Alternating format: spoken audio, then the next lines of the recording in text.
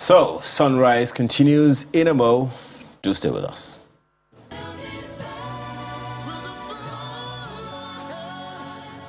Thank you for staying with us. You will recall that the plans to hold census in 2021 had to be postponed owing to the incessant security challenges plaguing the nation.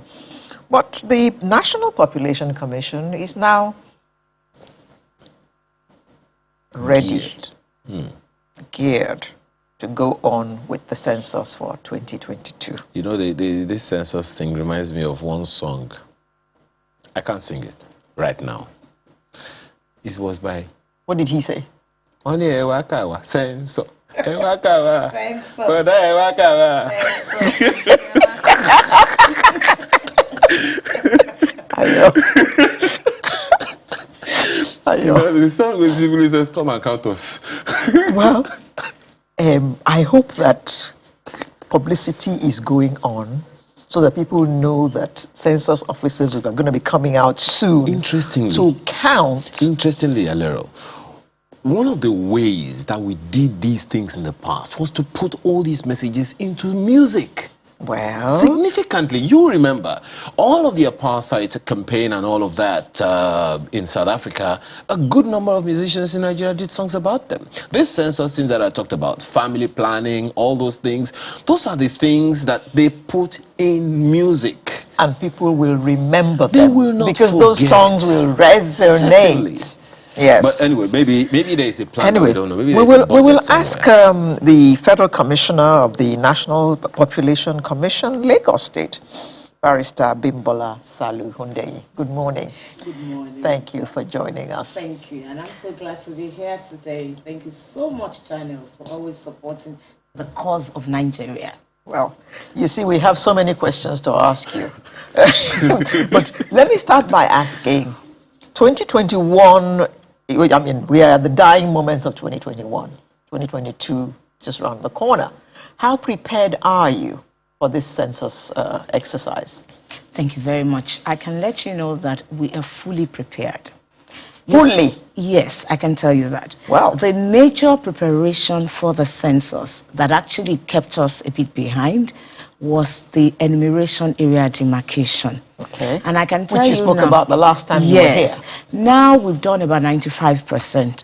Okay. For example, in Lagos State, we only have 2 local governments left, and maybe an update and then a mop-up of some other areas, because we keep getting calls, you didn't come here. We want to be sure that we want to ascertain that we've covered everywhere.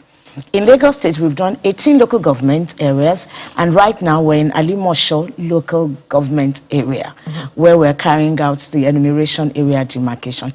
Like I did say the last time, of course, enumeration area demarcation, simply put as EAD, is the dividing or cutting a country, a nation, a state, a locality, a local government into smaller portions, so that when it's time for the proper census, we're able to assign to a pair of enumerators to each small portion. A small portion is a polygon, and that's what we call the enumeration area that we have demarcated earlier on as we do now. You would also recall that I did say that for enumeration area demarcation, we take our time.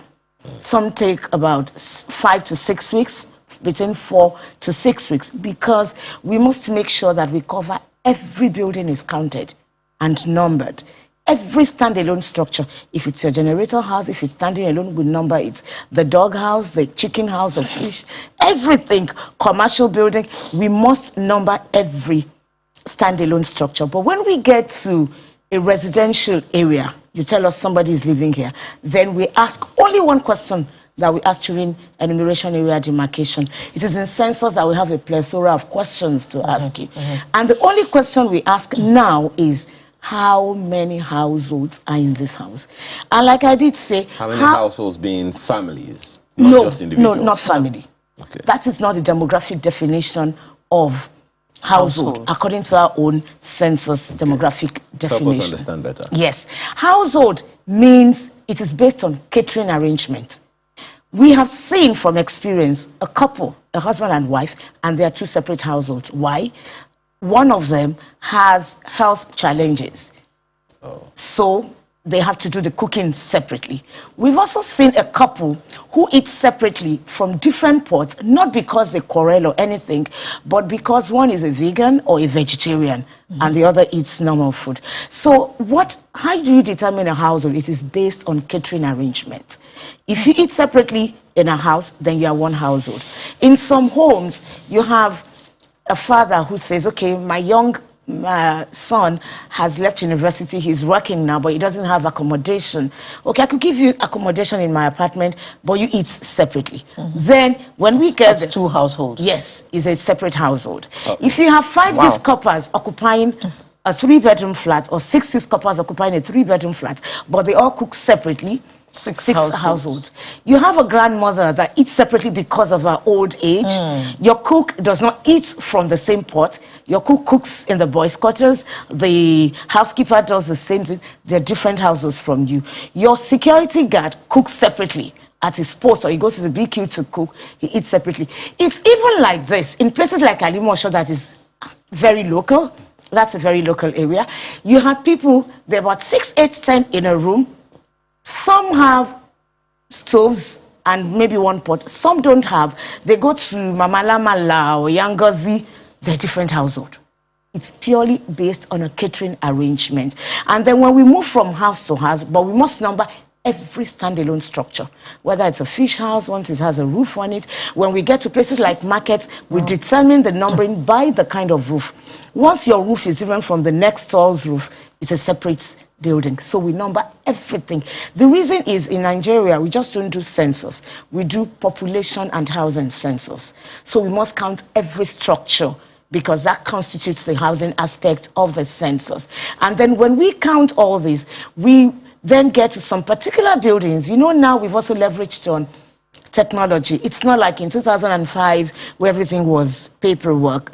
Now we have a personal digital assistant, and we've taken the pictures, the map of every local government through satellite imagery, and we have the GIS inbuilt.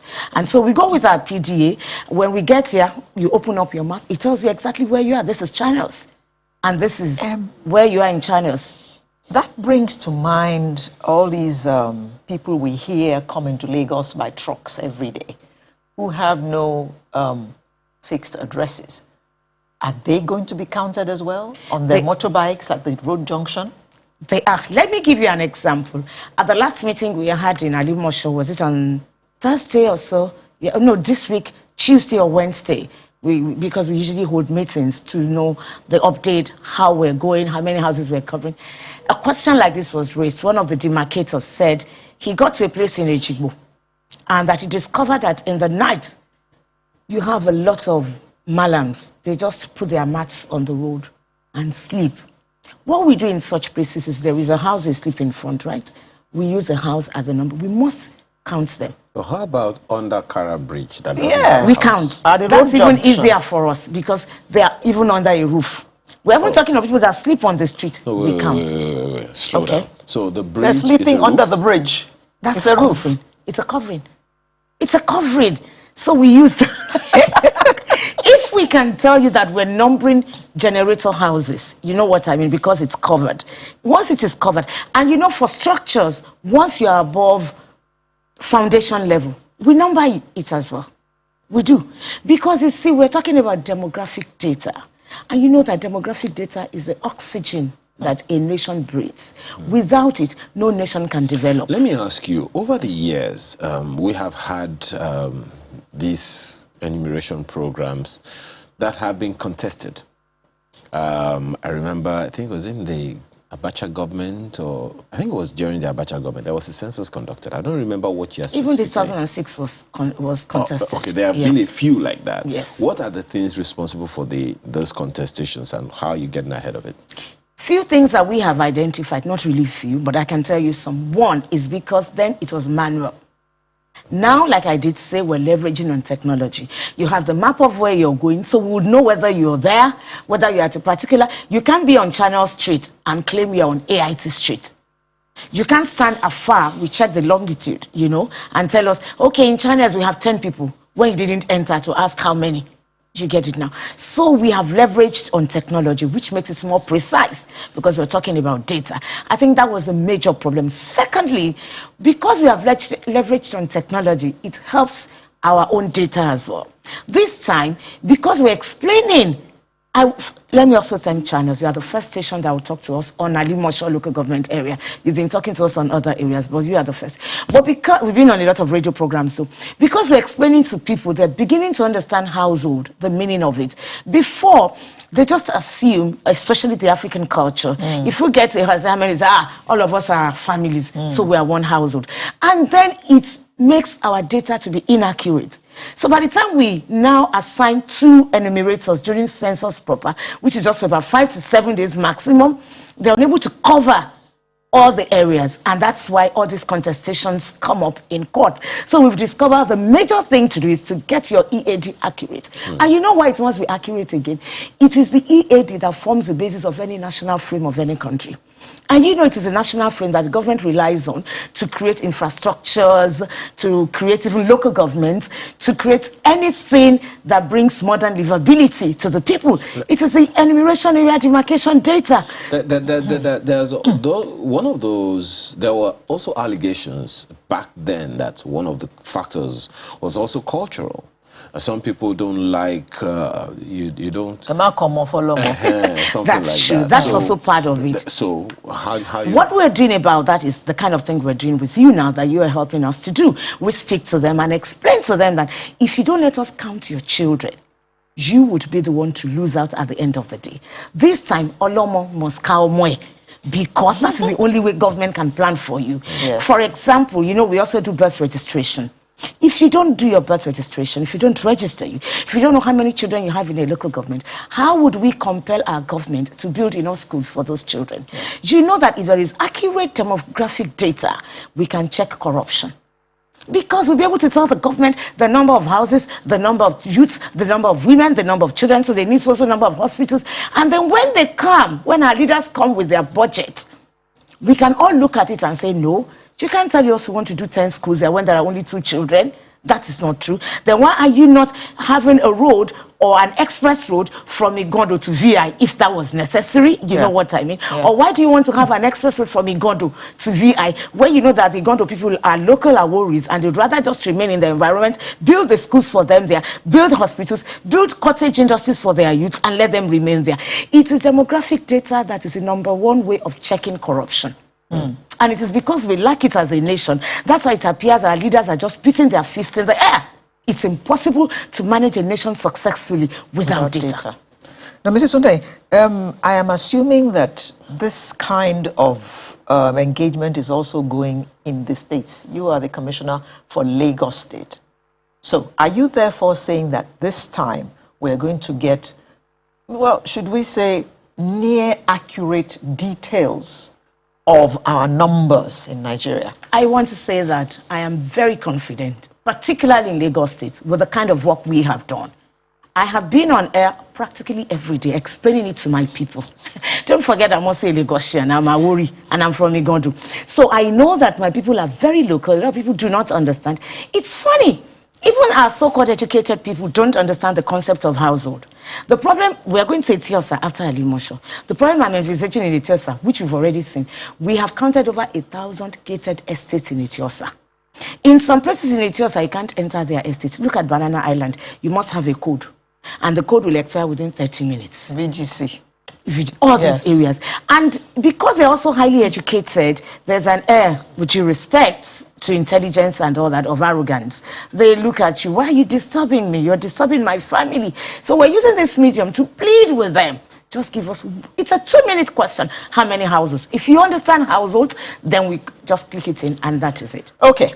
What we were talking about at the beginning of the segment, your awareness campaign. I mean, all the cultural things we've spoken about, all those barriers will be broken if people are aware that this thing is happening, they identify with it. And it's for their benefit. Exactly. So how is your awareness campaign going? We haven't heard any jingles that we can be singing to, you know. Thank you very much. You know, this is enumeration area and demarcation, but in Lagos State, we have jingles on radio. we actually, you know, I did say it the last time that we approached channels. When we saw your bill, we knew that It's just a microcosm, really, because we were very considerate. but you know, like national, like my big sister said that we all know that that kind of money, Lagos has not been able to. The commission has not been able to put together. You know why? The commission treats every state on equal basis. So whether it is Bayelsa or Nasarawa or Ikiti, you get 10 naira that the same Lagos gets. But airtime in Bayelsa will not cost the same thing as airtime in Lagos. But when it comes to census proper, the commission takes that from the headquarters. But for enumeration area demarcation, they expect that you make do with what you have. Exactly. Okay. When does the census start? Sincere apologies. Let me reiterate the question that you just raised now, because unless, you know, people have an understanding of the need to be counted. This is not 2006. And this is not 1995. This is 2021, and you're going to be doing this in 2022. If people do not know, and they're not carried along, they're not given an understanding, they will not respond. And we have talked so many times about the poverty level, illiteracy level, and all of that. So shouldn't the National Population Commission be thinking about voting massively for publicity? That's so correct. And I want to assure you that the current chairman, every Saturday, we have a program with NTA.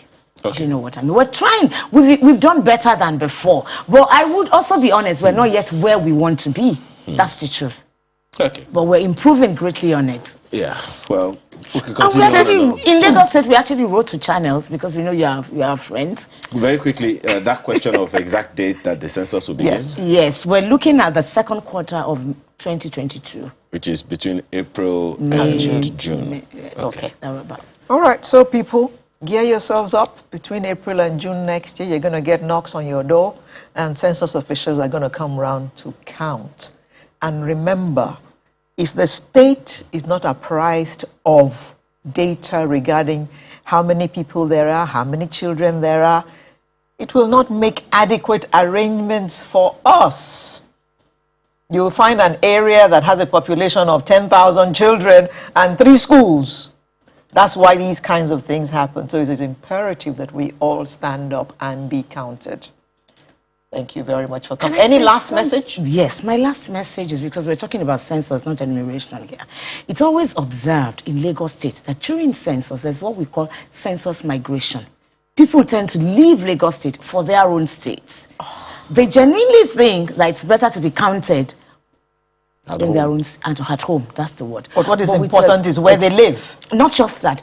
If you work in Lagos, you get a good job here, your children go to school here, every good gift God has given you is from Lagos State here. When it's time to be counted, you go to your state.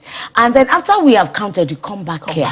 You can see why our data is really upside down. But if you stay where you are, and we count you, yes, where you live, where your children are, with your family, and we count you here, by the time we count you here, then your state counts exact figures of who they are to manage. There will be no room for corruption. It goes back to the publicity that we talk about. People need to know what to do. They need to understand. Because this census migration is such about. I've always said, I believe that census migration should be penalized. It's criminal. Because you're the one turning all the data upside down. Well, your jingles should tell us that. You are already taking more of our time and you pay more.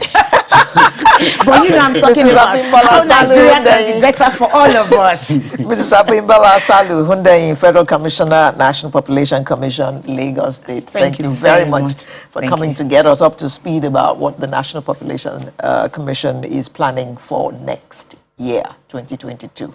Thank you. Sunrise will be back in a bit. Stay with us.